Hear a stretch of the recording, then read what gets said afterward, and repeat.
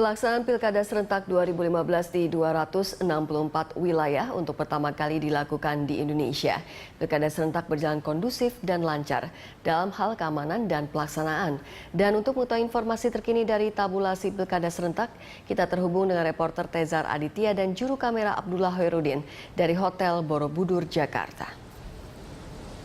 Ya Tezar, bagaimana hasil evaluasi pelaksanaan Pilkada Serentak 2015 ini?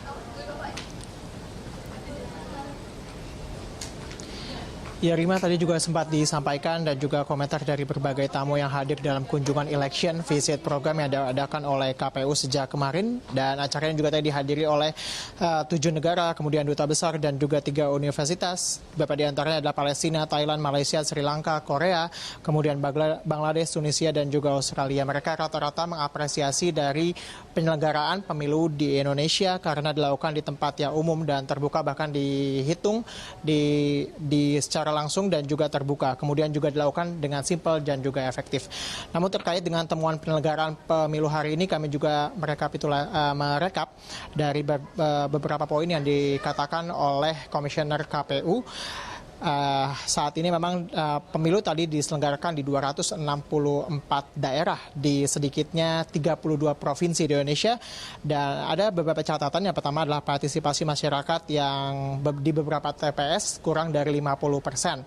Dan meskipun di banyak TPS juga ada yang lebih dari 50%, namun ini masih jauh daripada target KPU yang menargetkan di angka 77,5% dari partisipasi masyarakat. Kemudian juga masih adanya dugaan money politik. Kemudian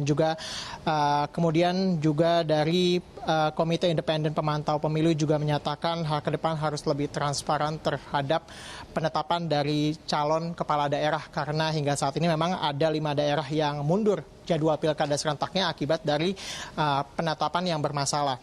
Kemudian juga perlu kami sampaikan bahwa proses tabulasi kemudian menjadi tanggung jawab dari KPU masing-masing daerah, dan KPU pusat ini hanya menerima laporan dari masing-masing daerah dan tidak ada penghitungan kembali di KPU pusat di sini. Kemudian juga ada potensi pemborosan akibat ditundanya di 5 daerah akibat dari penetapan dari pencalonan yang kemudian bermasalah, yakni di Kalimantan Tengah, kemudian Simalungun, Siantar, Fak-Fak Papua, dan juga Manado. Rima. Ya Tezar, sejauh informasi yang Anda ketahui, apakah sudah ada laporan soal pelanggaran di Pilkada?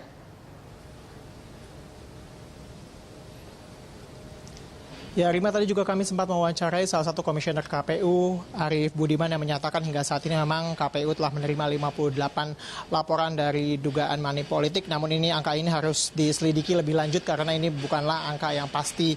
Dan KPU masih terus menunggu informasi resmi dari Bawaslu dan juga Panwaslu terkait dengan laporan ini. Memang jika nantinya benar ada money politik, maka calon yang melakukan ini akan terancam didiskualifikasi dari Pilkada Serentak.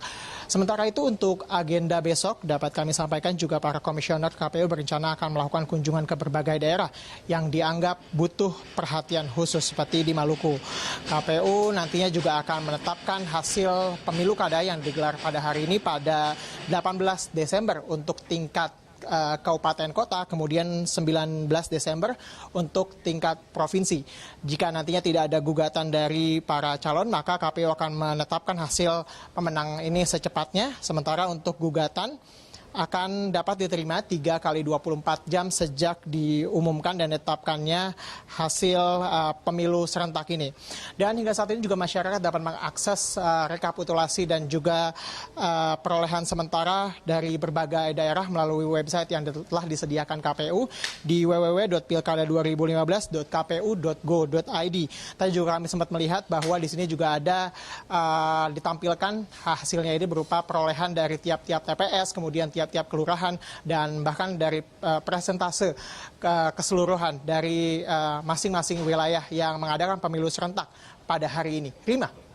Ya, jadi ada dugaan adanya money politik tapi masih diselidiki, dan juga ini hasil masih jauh dari target begitu ya. Baik, terima kasih Tezar Aditya dan Abdullah Hoirudin melaporkan dari Hotel Borobudur, Jakarta.